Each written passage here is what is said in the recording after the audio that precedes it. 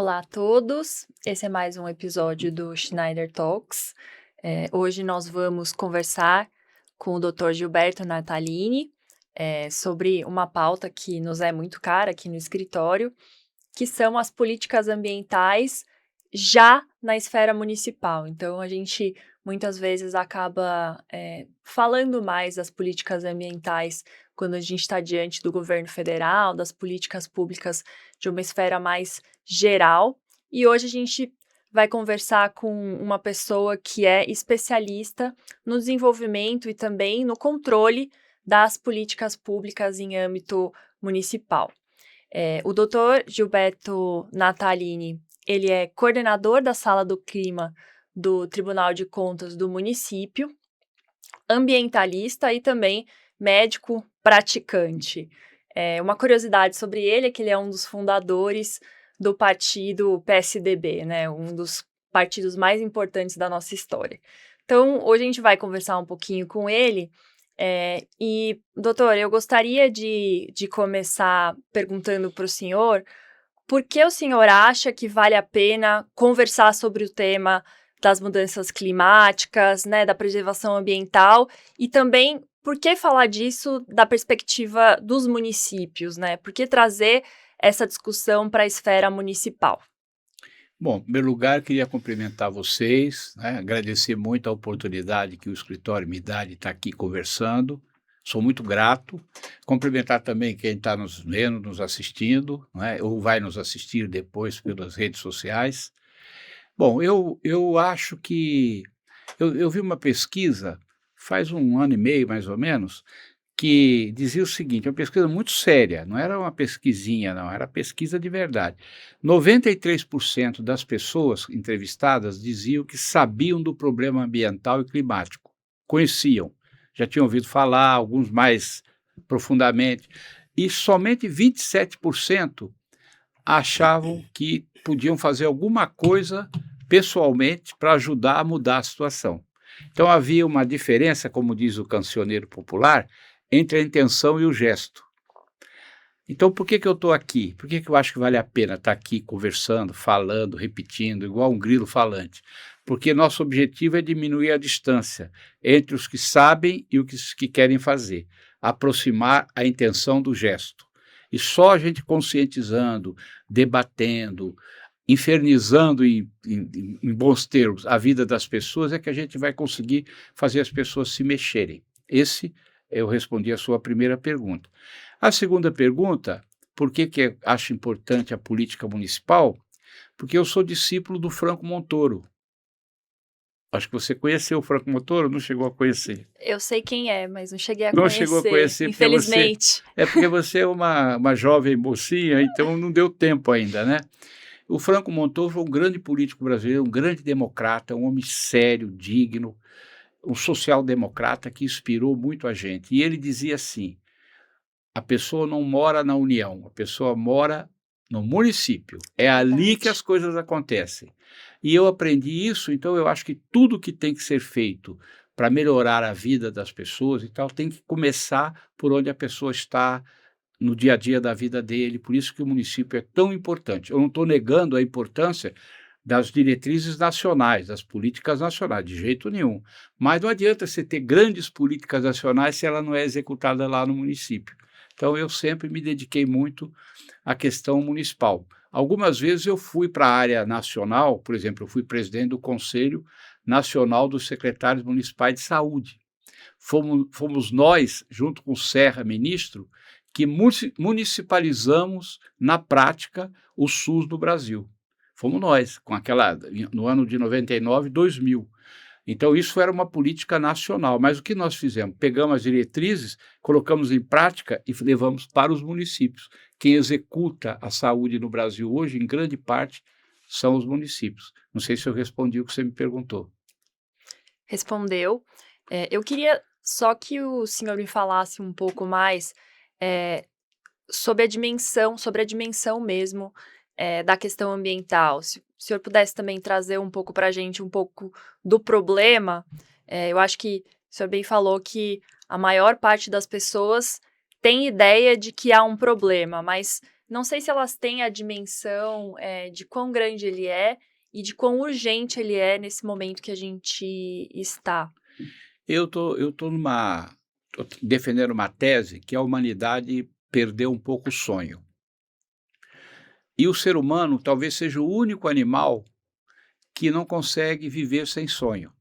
Quando nos falta o sonho, a gente perde o rumo da vida. Eu acho que a humanidade está um pouco nessa fase, tem que refazer os seus sonhos para poder melhorar a relação humana, a empatia, diminuir a agressividade, a violência, né? Sonhar é o que o nosso cérebro consegue fazer de melhor.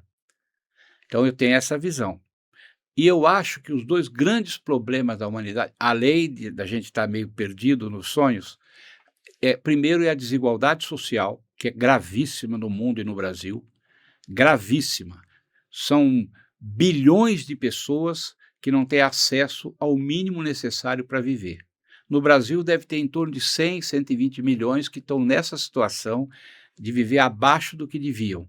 E uma minoria que vive muito acima do que precisa, e essa diferença, essa desigualdade cria um monte de problema nas relações sociais. Então esse é um problema grave. O segundo maior problema, na minha opinião, é o problema ambiental e climático. Talvez seja o maior desafio que a humanidade já enfrentou em toda a sua existência, o estado das coisas na área da natureza, do meio ambiente e agora com a questão das mudanças climáticas. Então eu tenho a impressão que a gente tem que dar conta desse desafio, senão nós vamos partir para um beco sem saída. E, se você quiser saber, a responsabilidade da degradação ambiental e do aquecimento global, a responsabilidade primeira é da atividade humana. É como a gente está se relacionando com o planeta, com os recursos naturais. Então, você vê a responsabilidade que a gente tem de mudar esse paradigma. Sim. Falando sobre a mudança climática, né? Aqui em São Paulo a gente tem uma diretriz muito clara, né? Entendo que clara, também quero te ouvir, a respeito da necessidade de a cidade de São Paulo combater das formas que ela pode a mudança climática, né? Então, a gente tem aqui a política política municipal de mudança do clima, né? Que ela segue até mesmo os parâmetros da Convenção Quadro das Nações Unidas. Pensando nessa perspectiva municipal, já introduzindo esse tema, eu queria ouvir um pouco do senhor sobre a sua visão a respeito, não só desse parâmetro normativo da cidade de São Paulo para tratar ou enfrentar a mudança climática, e também sobre como isso tem sido implementado na prática, né? Como tem se dado a execução desse plano que é ousado de uma certa forma, né, ambicioso também aqui da cidade de São Paulo.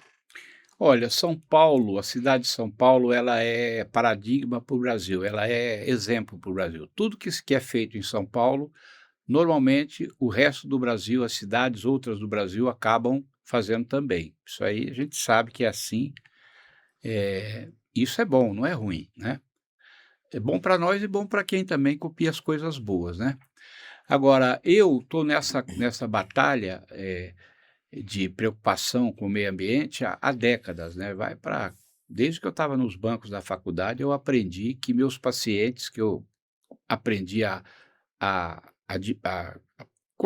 considerar como semelhantes de verdade, eles adoeciam ou pelo lugar que eles viviam, que eles moravam, quer dizer, o meio ambiente que eles estavam, ou pelos hábitos de vida que eles tinham. Isso eu aprendi no 5º ano de faculdade.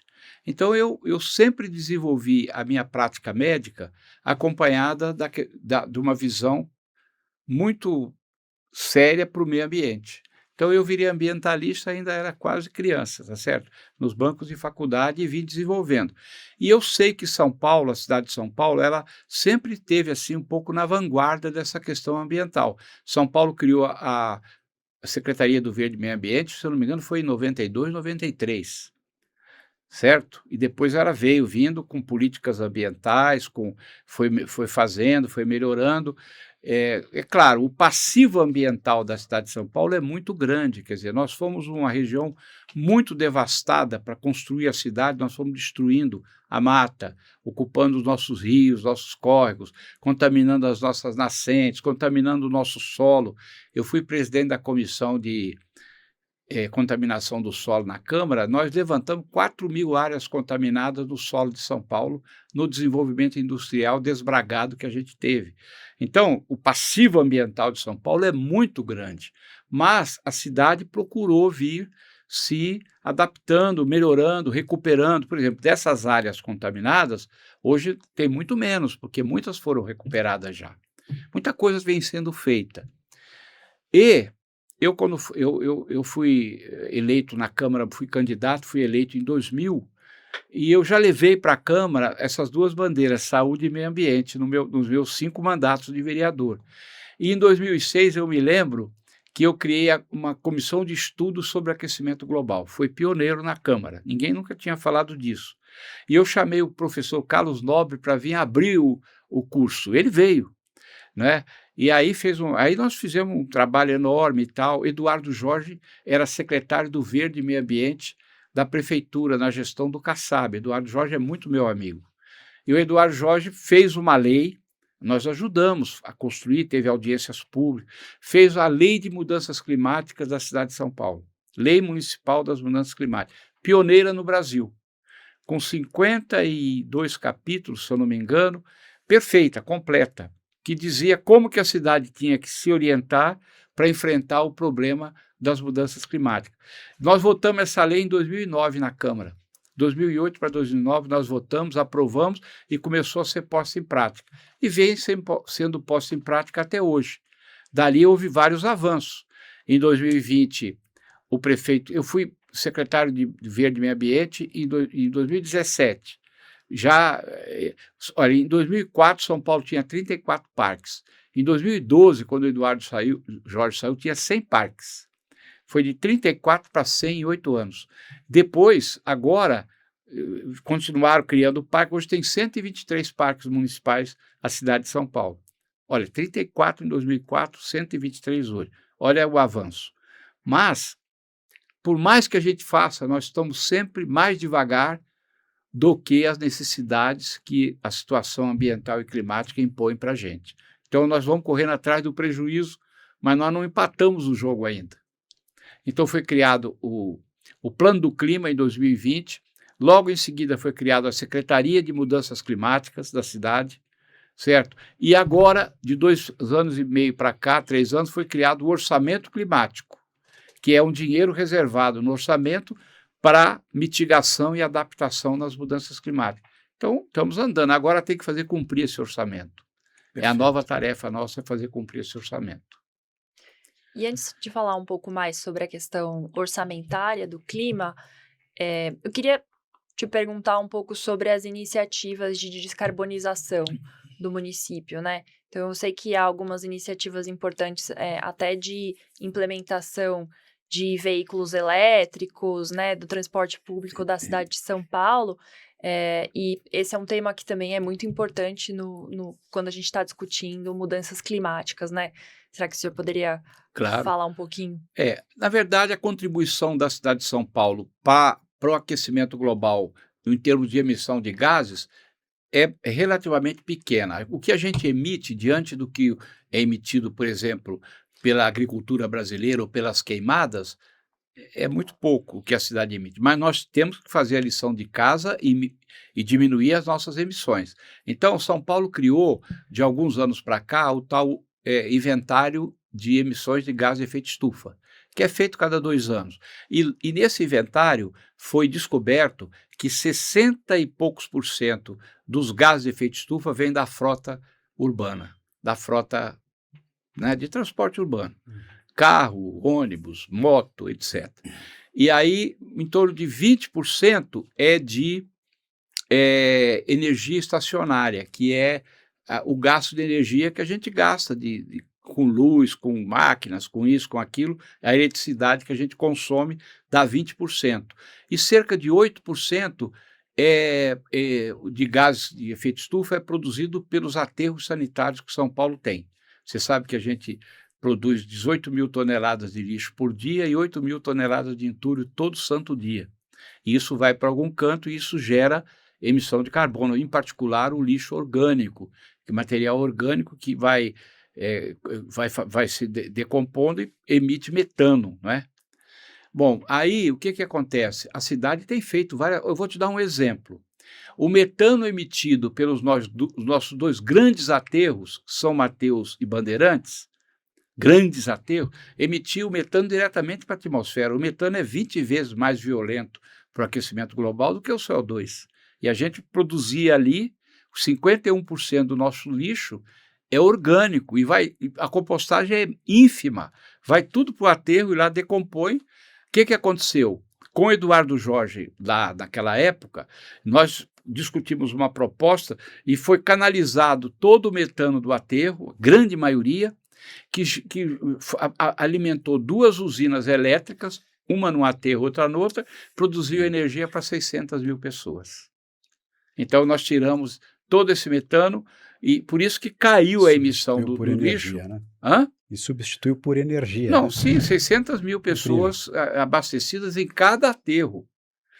Então, isso, por exemplo, tirou CO2, tirou contaminação, gás de efeito estufa.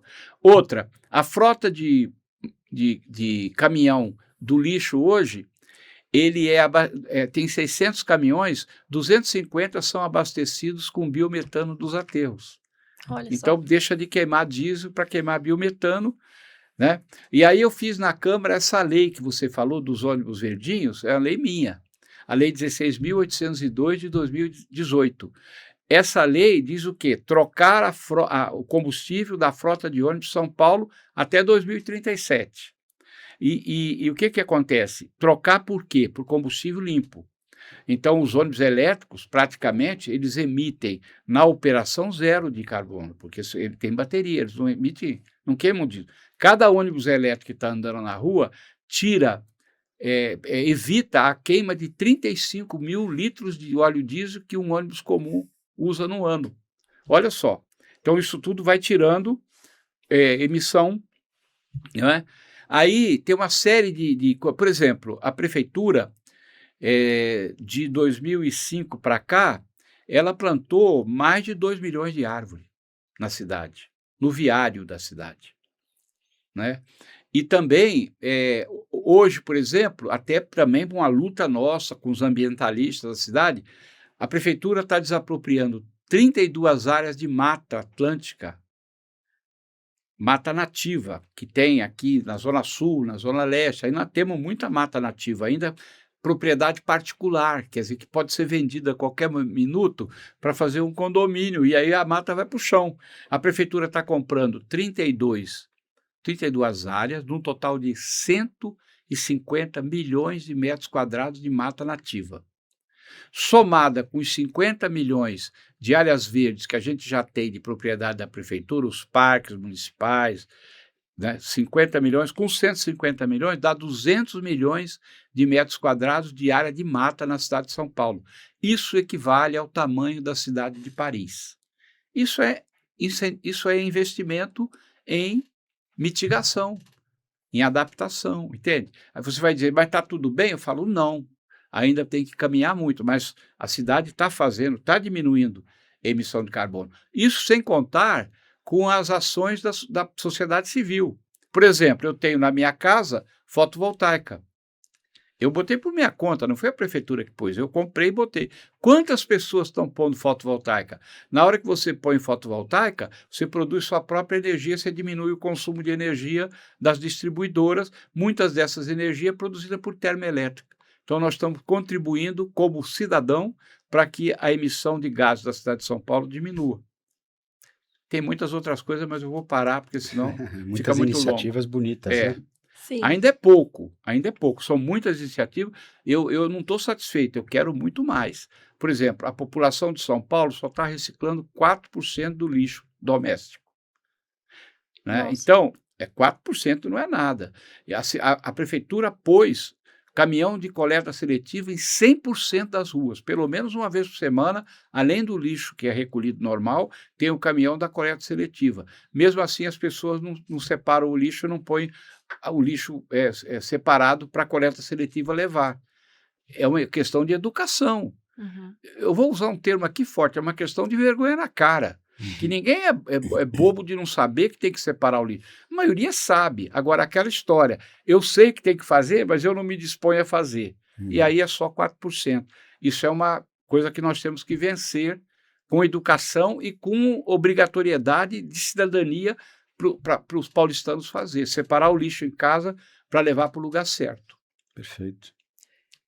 Perfeito. É realmente muito legal ouvir também essas iniciativas que acho que a maior parte das pessoas não tem ciência, né, que estão sendo implementadas aqui na cidade de São Paulo, né? Existe um compromisso, inclusive, do município, de neutralizar as emissões de carbono até 2050, né? De zerar, né? Então, acho que a gente está, me parece que num caminho aí de conseguir bater essa meta. E aí, o senhor falou sobre alguns dos gastos necessários que são necessários para que a gente possa implementar uma política climática efetiva, né? O orçamento. Exatamente. Então, acho que seria interessante a gente passar um pouquinho para a questão da relação entre o orçamento público e a implementação das políticas climáticas, né, que são previstas em lei aqui no município de São Paulo, e também já passar um pouquinho também para o papel do Tribunal de Contas do município nessa história, especificamente a recém-criada Sala do Clima. Pois não. Eu vou dizer para você, a mudança climática, vamos dizer assim, a prevenção e o combate aos efeitos deletérios do aquecimento global, os fenômenos climáticos extremos, né? Vocês sabem o que é? Chuvas violentíssimas, estiagens longas, queimadas, poluição por queimada, ventanias insuportáveis que destroem. No Paraná, esse dia destruiu uma cidade inteira de 20 mil pessoas, levou a cidade junto. Elevação do nível do mar, vocês conhecem, calor extremo que está matando. A Europa, antes de ontem, disse que morreram 14 do calor extremo. 14 é o que eles colocam no atestado de óbito, mas morre muito mais que o atestado de óbito vem errado, que o médico nem sabe, às vezes, que o sujeito morreu por excesso de calor. Então, existem duas maneiras, a mitigação e a adaptação. A mitigação é quando você trabalha para evitar a emissão de gases. Toma as medidas necessárias para ir zerando a emissão de carbono. Essa é a mitigação. A adaptação é quando você já vê que o estrago vai vir e você se prepara a cidade, prepara a comunidade para sofrer o mínimo possível com aquele fenômeno climático extremo. Então, na enchente, você tem que melhorar a drenagem, no calor, você tem que criar todas as condições para as pessoas não adoecerem, não morrerem de calor. Nas viroses, você tem que ter a saúde toda organizada para impedir, para prevenir aquela virose, para vacinar, etc. E tal. Os hospitais preparados. Isso é adaptação, né? As duas coisas têm que ser feitas ao mesmo tempo. Para isso, precisa de dinheiro, óbvio, né? Então, a cidade de São Paulo criou, não oficialmente assim, mas com o plano de ação climática da cidade, com a Secretaria do Clima, né, e com a preocupação da administração de fazer esse trabalho, criou-se o tal do orçamento climático. Dentro da peça orçamentária, esse ano é 140 bilhões quase que o orçamento de São Paulo, 140 bilhões de reais. É o terceiro orçamento do Brasil. Criou-se dentro desse orçamento rúbricas orçamentárias que dizem respeito à adaptação e à mitigação. Então, lá tem rúbricas que estão lá para serem gastas nas secretarias, né, nas diversas secretarias, para serem gastas com investimento e com custeio de ações que vão diminuir o efeito das mudanças climáticas. segundo cálculos que têm sido passados, esse ano deverá ser 28,8 bilhões. E aí, como tem as metas e tem o orçamento, está ali as rúbricas, né? O Tribunal de Contas do município é um órgão de controle externo. A obrigação dele é fiscalizar, auditar, corrigir a conduta da prefeitura na execução do orçamento. Depois que a Câmara vota, quem cria o orçamento a partir de uma proposta do prefeito é a Câmara Municipal, ela que vota, altera e tal. Quem controla o orçamento é o Tribunal de Contas. Aí o presidente do Tribunal de Contas, que foi vereador comigo, que é uma pessoa que eu respeito muito, muito sério, o ex-vereador, agora presidente Domingos de Sei, que é o presidente do TCM de São Paulo, nós fizemos no ano passado, em agosto, um seminário sobre clima, que a gente conversou com ele se entusiasmou e fizeram o evento, foi muito bem, eu estive lá, ajudamos a organizar tudo, junto com o Fábio Feldman, com o Marcos Buqueride, com uma série de pessoas, e mais a equipe do tribunal. O seminário foi um show, foi um sucesso de bom. E aí ele levantou a mão e falou, eu vou criar aqui uma coisa permanente para a gente cuidar desse assunto, vou criar uma sala do clima. E em dezembro ele soltou a portaria e em fevereiro ele criou de fato e me chamou, me convidou se eu queria ir lá coordenar a sala do clima, a primeira do Brasil de um Tribunal de Contas. Eu falei, eu estou já um pouco no avançado da idade, mas eu não nego nenhum desafio, vamos embora.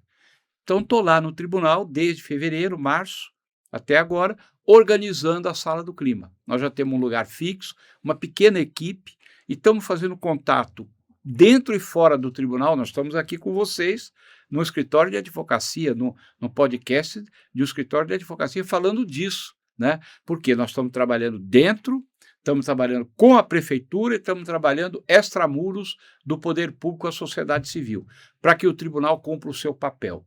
Qual é a proposta que eu fiz e que nós estamos tentando desenvolver? Tentando não, nós vamos desenvolver.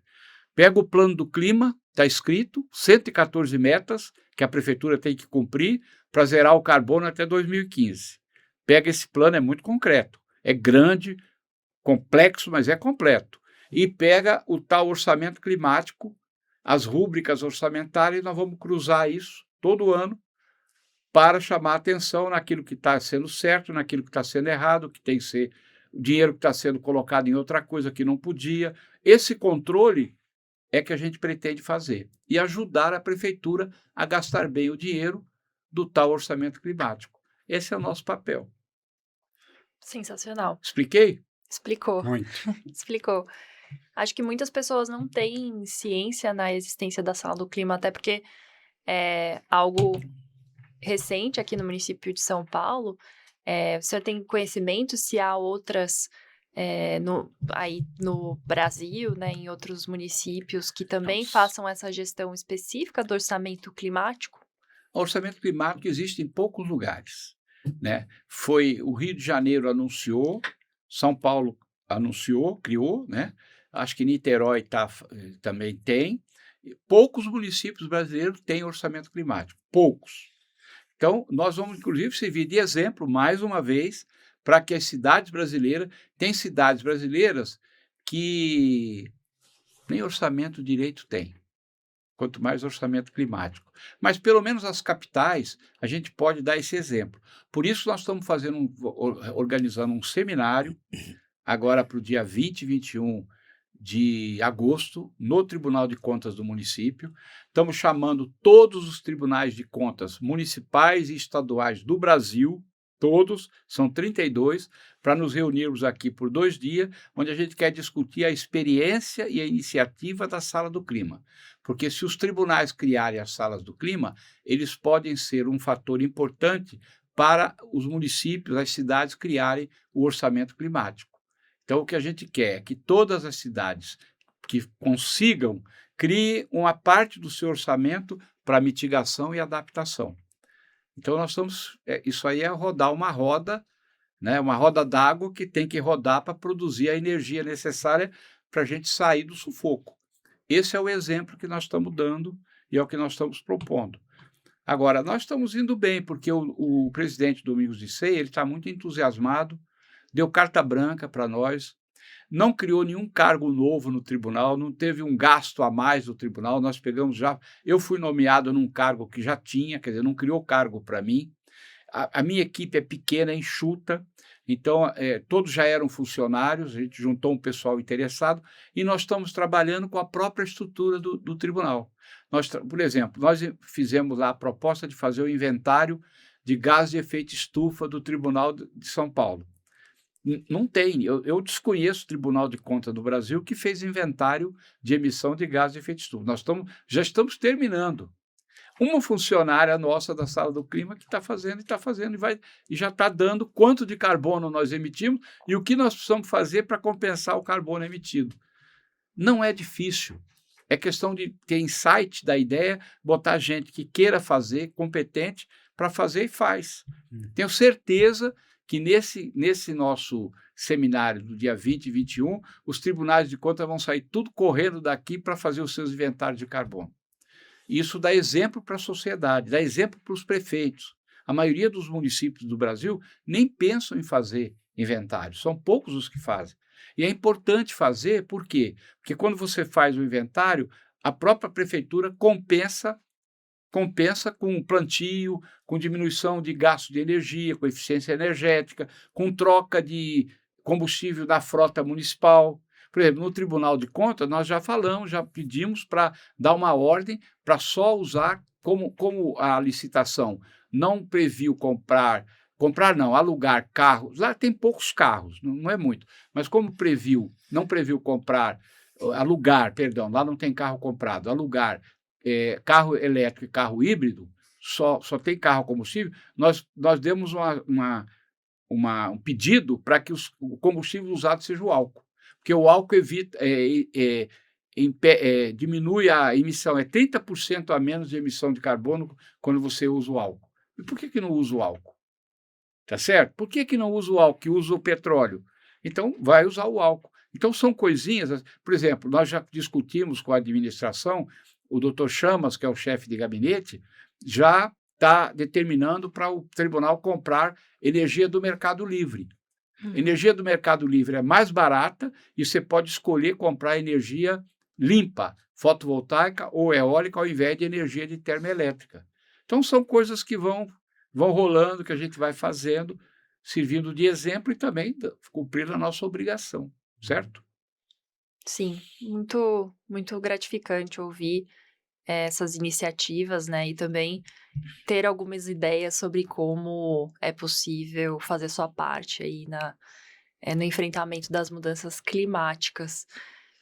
Da minha parte, eu acho que era isso. Edu, você quer fazer algum comentário? Eu acho interessante, né, a gente talvez tocar num tema novo, né, uma novidade, que é a reforma tributária dos impostos sobre o consumo, o IBS e a CBS. Se nós formos olhar um dos vetores da reforma, um dos valores ali que estão postos como objetivo central também da reforma, é o meio ambiente, é a sustentabilidade. Então, a gente vem observando ultimamente a pauta do meio ambiente dentro do direito tributário. Não é uma pauta nova, não é só nacional, ela é mundial, e é interessante porque a reforma tributária do consumo, ela também tem uma ideia, ela traz uma ideia de neutralidade no seguinte sentido, de nós não termos mais incentivos fiscais, de nós tratarmos o tributo de uma maneira um pouco mais neutra. Mas, por outro lado, a gente observa que no tema do meio ambiente há aspectos afirmativos em prestigiar produtos sustentáveis, em prestigiar circunstâncias que, de certa forma, prejudiquem tanto a saúde quanto o meio ambiente. Aí você tem uma tributação mais gravosa, o próprio imposto seletivo vem nessa linha, né?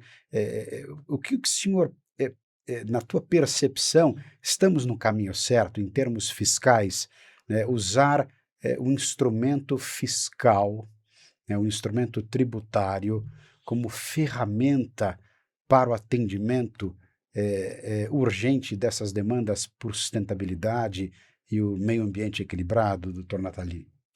Olha, em primeiro lugar, eu quero dizer que eu quero parabenizar o escritório de vocês, porque vocês são top de linha na questão do direito tributário. Então, fica aqui Obrigado. Muito o meu obrigado. reconhecimento aqui como bom pagador de imposto, eu reconheço que vocês têm uma expertise grande nesse sentido.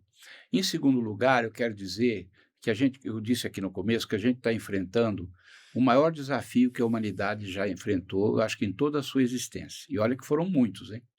Porque agora ou vai ou racha. Ou a gente resolve, ou a gente vai para a extinção.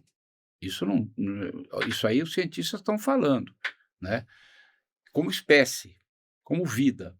Então, veja bem, nós estamos buscando na natureza muito mais recursos naturais do que a mãe natureza pode nos oferecer, numa velocidade muito grande, impedindo ela de se recompor. Então, recursos naturais do solo, da água e do ar. Nós estamos consumindo demais e devolvendo resíduos nocivos. Isso está fazendo com que a destruição, a degradação ambiental do planeta seja imensa, pega o mar, as ilhas de plástico, o microplástico na placenta das grávidas, certo? O mercúrio na veia das pessoas contaminadas que bebem água dos índios, por exemplo, brasileiro. Então, olha o que nós estamos aprontando, né? São Paulo morre 6.000 pessoas por ano por causa dos particulados de enxofre que tem no ar pela queima do combustível. Então, nós estamos nos matando. Fora a crise de câncer, a epidemia de câncer de colo por conta dos agrotóxicos e dos ultraprocessados. Então, essa é a situação. Agora, para resolver isso, todo mundo tem que entrar na dança. Ninguém pode ficar no baile sem dançar. Então, o Papa já entrou na dança, tá certo? O Xi Jinping entrou na dança, entendeu? E aqui o Brasil, a gente está pondo a orquestra para tocar com instrumentos sustentáveis, tá certo? Para não poluir mais, mas todo mundo tem que entrar na dança. E a questão dos impostos, a legislação de impostos, tem que entrar na dança, tem que ajudar, é isso que você está falando.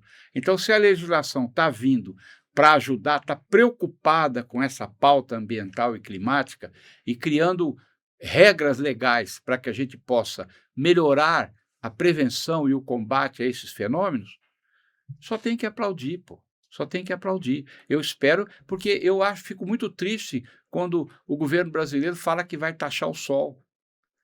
Vai cobrar da gente para pegar a energia do sol para fazer a fotovoltaica. Eu não sei se isso se concretizou, mas houve umas ameaças aí. Uhum. As placas solares, elas têm que ser protegidas de impostos, entendeu? A energia limpa tem que ser protegida de imposto. Por quê? Porque ela vai nos favorecer a diminuir a emissão. Então, essas medidas legislativas que você está dizendo que são fruto da discussão da reforma tributária, na minha opinião, são muito bem-vindas. A gente tem que bater palma. Todos os campos. Se o pastor sobe no púlpito da igreja evangélica e faz uma fala dizendo que Deus quer, Jesus Cristo quer que a gente mude o padrão de vida para emitir menos carbono, palmas para o pastor. Entendeu? Palmas para o pastor. Eu aplaudo quem sorrir, trazendo lágrimas no olhar, como diz o cancioneiro popular. Uhum. Então, a gente tem que aplaudir se a reforma tributária, né, e os tributaristas, como vocês, que podem ajudar a gente com os impostos a direcionar a sociedade para uma situação melhor. Excelente. Respondi? Perfeitamente. Estamos alinhados e concordamos. Perfeito. Foi uma honra estar aqui com vocês, viu? Muito obrigado, viu? A honra foi nossa. Muito obrigado, doutor Natalini. Abraço para vocês. Obrigado a todos. E vamos agir para impedir o aquecimento global e combater a degradação da natureza. É isso aí. Agradeço mais uma vez, Viviane, obrigado, doutor Natalini, muito obrigado. A todos os ouvintes, obrigado. Um grande abraço a todos.